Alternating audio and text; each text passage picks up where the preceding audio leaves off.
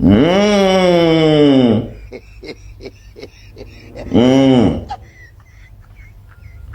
Mmh. Mmh.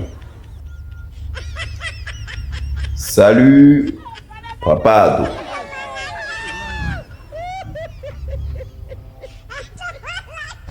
C'est ton fils. Papa, je viens ce matin car il y a plein de choses à te dire. Mais bien avant de commencer, papa, il a vu un truc là, il aimerait te parler de ça d'abord. Avant de faire ma conclusion. Je vais aller un peu, je vais brosser ça un peu. Là, comme ça, papa. Moi-même, quand il a vu ça ici, découragé, papa. C'est-à-dire, en Côte d'Ivoire, là, qu'on veut bien remarquer, là, au niveau de l'Assemblée nationale, papa, tu as plus de députés que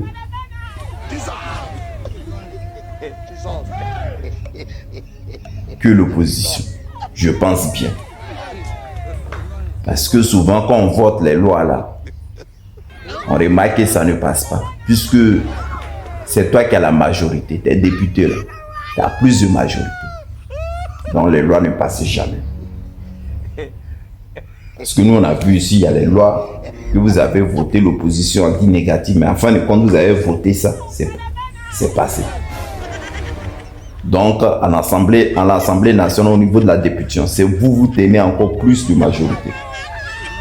Papa, il veut en venir où? J'ai vu un truc qui m'a choqué. Selon selon Tiemoko Assalé. Voilà ce qui est sorti. Il ne peut pas mentir sur vous. Je pense que s'il dit ça, là, c'est que c'est la vérité. Je lis le récit, après je vais donner ma conclusion. Donc prenez le temps d'écouter très bien ce que je vais dire. L'honorable Tiemoko Assalé, Antoine Assalé, officiel, dit qu'il a déposé une proposition de loi au Parlement qui disait ceci: on va créer une commission d'enquête parlementaire pour que les gens arrêtent de voler l'État et d'appauvrir les Ivoiriens.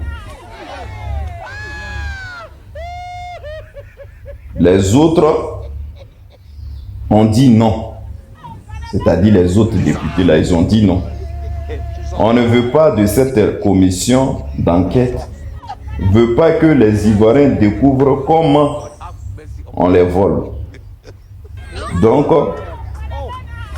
on a élu,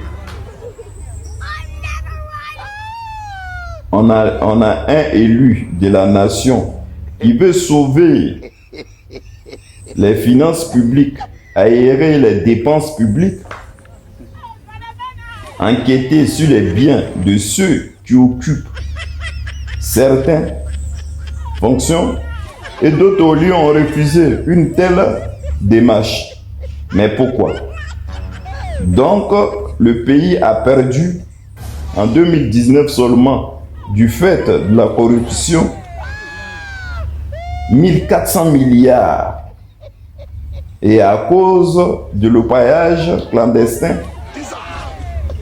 on paie plus de 740 milliards par an. Ça ne dérange pas. Ça ne dérange personne. Nos élus, peuple de Côte d'Ivoire, si vous décidez à faire avec des élus qui vous met maintenant dans la précarité extrême pendant qu'ils vont se soigner à Paris. C'est votre problème. Donc, si je comprends bien, en Côte d'Ivoire même là, c'est ça. C'est comme ça, ça marche. Vraiment, vous êtes abusés. C'est-à-dire un député, un député qui est sorti pour dire non, qu'il y a trop d'argent, il y a trop de trucs qui parlent. Donc, au final, on va créer une commission d'enquête pour voter une loi pour que ceux qui volent là, on puisse les attraper. Et puis les députés là, la plupart, si ils vont comprendre, c'est les députés du RDR qui ont dit non. Parce qu'ils préfèrent voler. Si eux votent cette loi-là, eux vont arrêter de voler. C'est ce qu'on parlait, papa. C'est-à-dire, quand on dit non que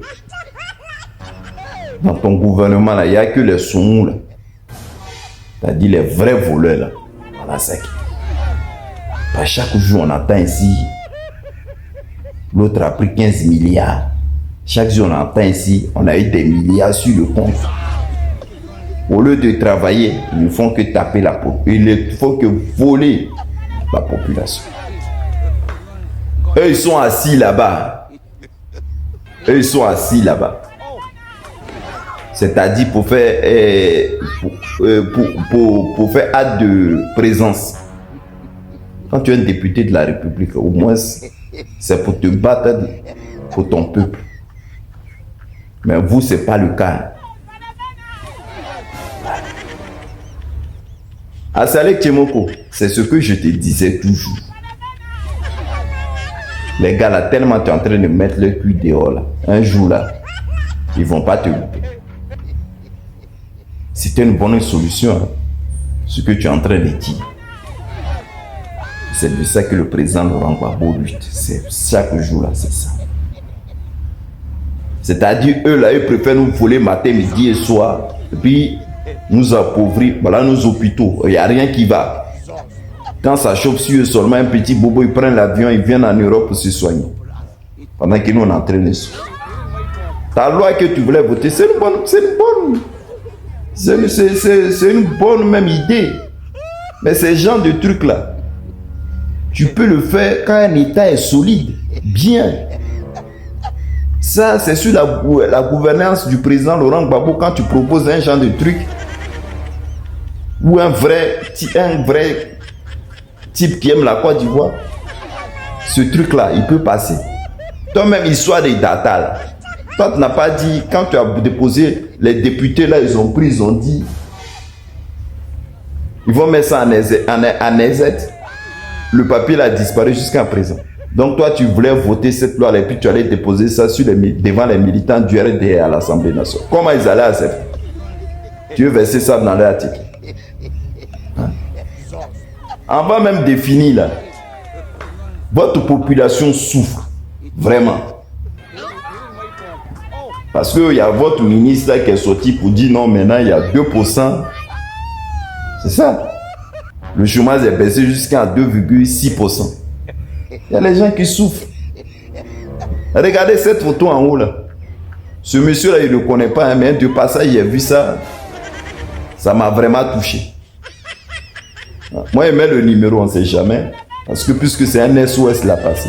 C'est dans l'État là, le gouvernemental là, on est là. Comme c'est un SOS, je ne le connais pas. Donc il a dit, trouver ça préférable. Moi, il met ça là comme ça. Et ceux qui ont envie de l'aider, ils l'aident. On ne sait jamais dans la vie. Voilà. Moi, je ne fais pas comme habitué, mais les gars du gouvernement là, ils pensent qu'il y a les gens qui doivent se cacher, regarder quelque part ma vidéo. C'est-à-dire, moi, en même temps, il met vos faux trucs là dehors, et puis il met les faits. Voilà. Voilà les Ivoiriens qui sont en train de quémander, pendant que vous dites que non, 2% de chômage, c'est-à-dire ça a baissé jusqu'à maintenant à 2%. Dans un pays, quand le chômage est juste en 2%, c'est que vous avez trop travaillé. Les Ivoiriens profitent de tout. Voilà un monsieur, il s'appelle Monsieur Kofi Kan. Il a été limogé. Voilà, c'est son récit, il a dit. Comment dans Côte d'Ivoire là. Donc il dit, il est menacé d'expulsion. Qu'il lui doit 10 mois de loyer impayé. Et ses enfants ne vont plus à l'école. Jusqu'à il a dit, aidez-le. Il est là, monsieur Kofi Kan. C'est dans cette Côte d'Ivoire là. Ça, c'est petit. Hein. Sans compter maintenant les gens qui ont des maladies graves qui vont sur le live d'Aputu pour qu'Aputu les aide. Est-ce que vous-même vous voyez ça? C'est-à-dire la Côte d'Ivoire que vous êtes en train de dire en développement, il n'y a plus de chômeurs. Souvent même j'attends par le SMIC à commenter tout ça. C'est dans ce pays-là on est. C'est de ça qu'on est en train de parler. Ça fait vraiment pitié. Papa Ado, le monsieur là il s'appelle Kofi Kan, il est là. Donc faut penser à lui. Il a mis son message. Je te fais un gros bisou papa. Bonne journée.